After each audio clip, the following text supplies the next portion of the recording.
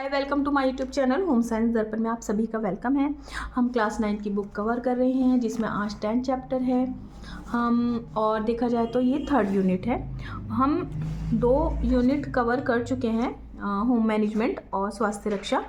आज हम वस्त्र और सूत विज्ञान यानी कि हम टेक्सटाइल के बारे में पढ़ेंगे और बेसिक से है, बहुत ज़्यादा हेल्प रहेगी आपको। यहाँ से आपका कॉन्सेप्ट भी क्लियर हो जाएगा, तो आप बहुत ज़्यादा ध्यान से इसको देखिएगा।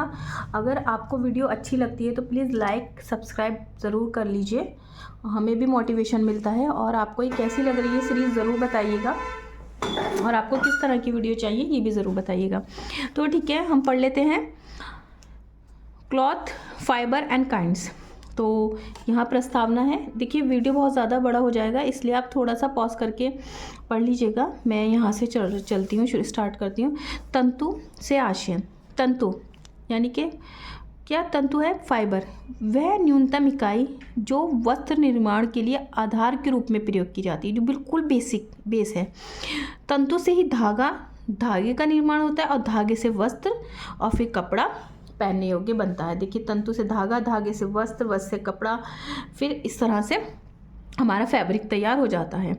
तंतु कई आकारों में पाया जाता है, छोटे होते हैं, कुछ बड़े होते हैं। कुछ तंतु ऐंठन के लिए होते हैं यूज़, तो कुछ तंतु सीधे तथा कोमल होते हैं। इनकी मोटाई भी डिफरेंट होती है। तंतु की लंबाई आकार के अनुसार आधा इंच से लेकर 30 इंच तक होती है। तंतु से ही सूत का निर्माण किया जाता है। लंबाई के आधार पर अब हम यहाँ इसको डिवाइड करेंगे, लंबाई के आधार पर, यानी कि लघु और उसके बाद आ जाता है दीर्घ। ठीक है, लघु की बात करें, इन तंतु की लंबाई 1.25 सेंटीमीटर से 45 सेंटीमीटर तक होती है। ये प्राकृतिक तथा मानव निर्मित तंतु होते हैं। सभी प्राकृतिक जो रेशे होते हैं वो लघु आकार के होते हैं, एक्सेप्शन रेशम को छोड़कर। रेशम जो है वो दीर्घ में आता है। दीर्घाकार तंतु, इस श्रेणी में वह तंतु आते हैं जिनकी लंबाई 45 सेंटीमीटर से अधिक होती है। प्राकृतिक रेशों में से रेशम तथा मानव निर्मित रेशे दीर्घ आकार तंतु होते हैं। देखिए, हम कृत्रिम को तो कितना भी बड़ा कर सकते हैं, है ना, तो इसलिए कृत्रिम तो आते ही आते हैं दीर्घ में। जो एक आता है वो है रेशम, वो प्राकृतिक का है। अब यहाँ पर आ जाता है क्लासिफिकेशन, तंतुओं के प्रकार। क्लासिफिकेशन में हम बात करेंगे तो प्राकृतिक होते हैं, नंबर 2 कृत्रिम होते हैं। ठीक है, इसको थोड़ा आप ध्यान से ज़रूर देखिएगा, ये बहुत ज़्यादा इम्पोर्टेंट रहने वाला है। तो प्राकृतिक, अब प्राकृतिक को भी हम 3 पार्ट में डिवाइड करते हैं। फर्स्ट वनस्पति, 2 खनिज, प्राणिज। ठीक, अब वनस्पति में भी हम यहाँ डिवाइड करते हैं, कपास है, लिनन है, हेम्प है, जूट है। हालांकि वनस्पति में भी हम बीज वाले, तने वाले और पत्ती वाले में भी डिवाइड करते हैं। अगर हम मैं आगे इसको एक्सप्लेन करूंगी, अभी मैं ओरल ही बता रही हूँ। अब अगर हम बीज वाले में डिवाइड आते हैं तो कपास और कपोक बीज वाला है। उसके बाद में जो आपका हेम्प है, जूट है, ये सब आपका तना है, और सीसल और पिना पत्ती में आता है। वो मैं आपको जब पढ़ाऊंगी आगे तो बताऊंगी। उसके बाद में आ जाते हैं खनिज। खनिज में आपको क्या मिलता है? धात्विक और अधात्विक। धात्विक में यानी कि सोना और चांदी हो गया, और आधात्विक में एस्बेस्ट होता है। प्राणिज में रेशम और ऊन हो गया है। तो ठीक है, यहाँ प्राणिज में रेशम और ऊन हो गया। तो देखिए, अब हमें सबसे पहले क्या पता चला है कि प्राकृतिक तंतु है फर्स्ट। ठीक है, प्राकृतिक तंतु है। प्राकृतिक तंतु को हमने 3 पार्ट में डिवाइड किया। फर्स्ट वनस्पति, खनिज और प्राणिज। वनस्पति में भी हम कपास, लिनन, हेम्प, जूट है। हालांकि वनस्पति में भी हम 3 पार्ट में डिवाइड करते हैं कि बीज से क्या प्राप्त होता है, तने से क्या प्राप्त होता है, और पत्ती से क्या प्राप्त होता है। उसके बाद में हम आ जाते हैं खनिज में। खनिज में हमें धात्विक और 2 हो गया अधात्विक। धात्विक क्या है? सोना और चांदी, और अधात्विक है एस्बेस्ट। प्राणिज में रेशम और ऊन। देखिए, इतने आपको पोर्शन से ना लगभग 2 क्वेश्चन बनते हैं, हर साल बनते तो और भी ज़्यादा हैं, वो इसके डीप में से पूछे जाते हैं, लेकिन ये बिल्कुल बेसिक में से 2 से 3 क्वेश्चन इजीली पूछे जाते हैं। तो आप इसको ध्यान से पढ़िए। इसके बाद आ जाता है कृत्रिम। कृत्रिम रासायनिक विधि द्वारा निर्मित है, और एक होता है यांत्रिक विधि के द्वारा, यानी कि केमिकल द्वारा, और यांत्रिक यानी कि मैकेनिकल द्वारा। रासायनिक में हम किसके बारे में पढ़ते हैं? डेक्रॉन, नाइलॉन, एक्रिलॉन और अर्लॉन। और यांत्रिक में रेयॉन। ठीक है, अब नेक्स्ट आ जाते हैं हम। कपड़े के तंतुओं को मुख्य दो भागों में विभाजित किया जाता है, प्राकृतिक तंतु और मानव निर्मित यानी कि कृत्रिम तंतु। वस्त्र निर्माण के चरण पूछे गए हैं। सबसे पहले तंतु। तंतु वस्त्र निर्माण की प्रथम इकाई है। तंतु से धागा बनेगा। इनका व्यास काफ़ी कम होता है। इसके आकार को सूक्ष्मदर्शी की सहायता से देखा जा सकता है। सूत, धागा, तंतु को आपस में बुनकर यानी कि उसमें ट्विस्टिंग देके हम धागा बनाते हैं, यानी कि सूत। तंतु आकार में लंबे होते हैं तथा वास्तविक रूप से वस्त्र निर्माण की इकाई माना जाता है। ठीक, नेक्स्ट आ गया वस्त्र। वस्त्र को बनाने के लिए धागे की खुड्डियों पर चढ़ाकर रंगकर विभिन्न प्रकार के वस्त्र बनाए जाते हैं। फिर वस्त्र परिसज्जा आ गया। वस्त्र परिसज्जा में आपको जो है वो छपाई के बारे में सुंदर प्राकृतिक ज्यामिति डिज़ाइन बनाए जाते हैं। अब हम पढ़ लेते हैं वस्त्र सज्जा। नहीं, अब पढ़ लेते हैं हम धागे के प्रकार। एक रेशीय धागा, बहुरेशीय धागा और मिश्रित धागा, सिंगल यान, मल्टी यान और मिक्स यान। एक रेशीय धागा केवल एक ही मुलायम मजबूत तंतु से बना होता है। इस प्रकार के धागे से बने वस्त्र पर्याप्त रूप से मजबूत होते हैं, सुंदर होते हैं, चमकीले होते हैं। केवल रेशम का धागा ही एक रेशीय धागा होता है।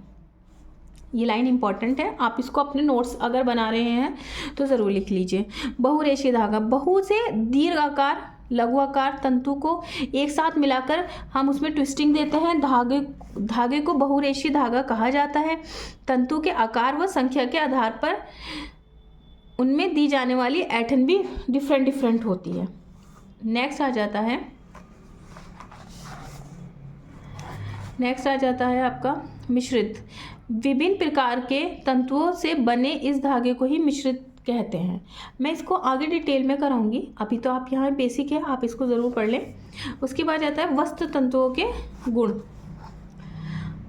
वस्त्र तंतुओं के अग्रलिखित गुण पाए जाते हैं। संतोषजनक लंबाई, पर्याप्त दृढ़ता, ठीक है, कोमलता, प्रत्यास्था, परस्पर सटने की क्षमता, लचीलापन, फ्लेक्सिबिलिटी, तन्मयता, चमकीलापन, अनुकूल प्रक्रिया, अवशोषण।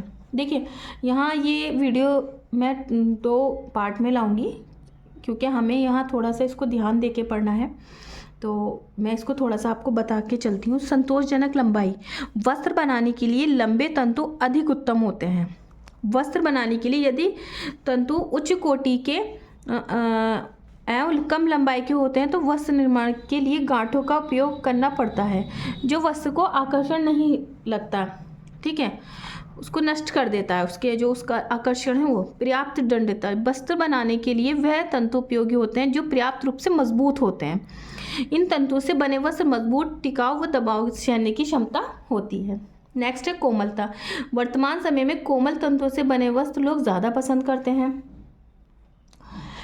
इन वस्त्रों का निर्माण केवल सॉफ्ट तंतुओं, जो कोमल तंतुओं से ही संभव होता है। प्रत्यास्था, तंतुओं में प्रत्यास्था का गुण होना भी आवश्यक है। प्रत्यास्था होने पर रेशों को खींचने के बाद पुनः अपने स्थिति में आ जाना या दबाव पड़ने पर धागे न टूटना। जस्ट लाइक रबर बैंड है, आप रबर बैंड को देखिए कितना इस तरह से स्ट्रेच करते हैं, फिर वो वापस वहीं आ जाता है जो हम हेयर में अपना यूज़ करते हैं। यही बात हो रही है यहाँ पर।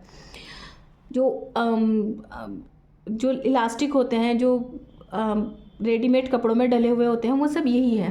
परस्पर सटने का गुण, जो उनमें सटने की क्षमता, वस्त्र बनाने की जितना अच्छा जो सटने की क्षमता होगी वस्त्र उतना ही अच्छा बनता है। वस्त्र बनाने में वही तंतु उपयोग होते हैं जो परस्पर मिलकर आकर्षक धागे का निर्माण करते हैं। तंतुओं के संगठित होने की क्रिया को ही सटने की क्षमता कहा जाता है। अब बात करते हैं हम 6 पॉइंट, लचीलापन। तंतुओं में लचीलापन का गुण होना भी आवश्यक है। तंतुओं में लचीलापन होने से पर्याप्त प्रत्यास्था का गुण भी रहता है। ये दोनों ही गुण एक दूसरे पर निर्भर है। यानी कि लचीलापन और प्रत्यास्थता। उसके बाद तन्मयता। तन्मयता का गुण धागों में होना आवश्यक है।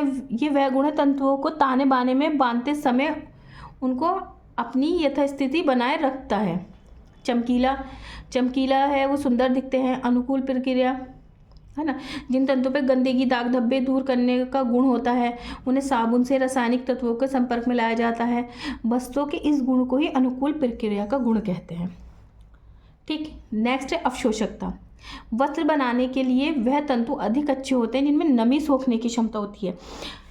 अवशोषक गुण संयुक्त वस्त्र पहनने में आरामदायक होते हैं। देखिए आपने देखा है कि हम लोग समर्स में जो है सूती कपड़ा यानी कि कॉटन देखते हैं तो उसमें होती है ना कि वो पसीने को ऑब्जर्व कर लेता है।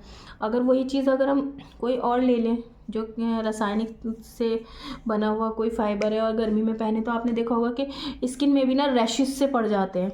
तो इसलिए कॉटन को सबसे अच्छा गर्मी के लिए माना जाता है। तो उसमें अवशोषक क्षमता बहुत ज़्यादा होती है। नेक्स्ट है वर्गीकरण।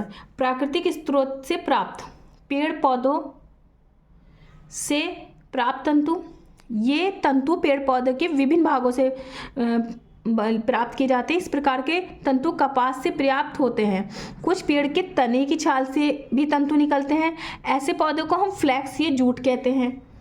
ये जूट इतना अधिक महत्वपूर्ण है कि विदेश में इसकी बहुत ज़्यादा मांग है।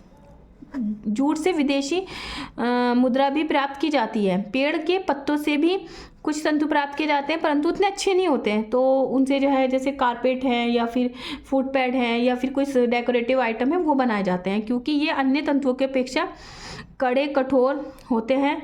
जबकि वह तंतु जो रोए से तथा छाल से प्राप्त किए जाते हैं वो कोमल होते हैं। नारियल की जटाओं से सुंदर सुंदर चटाइयाँ बनाई जाती हैं। ठीक है, अब आ जाता है खनिज पदार्थों से। जरीदार किमखाब, सोना चांदी के बारीक तार खींचकर उन तारों का प्रयोग करके जो ब्रोकेट के वस्त्र होते हैं उन पे सोना चांदी का जो है वो काम होता है। बहुत खूब सुंदर सुंदर होते हैं वो कपड़े। यदि ये प्राकृतिक पदार्थ है परंतु मजबूत बनाने के लिए उनको सूती धागों में लपेट कर कपड़ा बुना जाता है। जानवरों से रेशम और ऊन की बात हो रही जो प्रोटीन फाइबर है।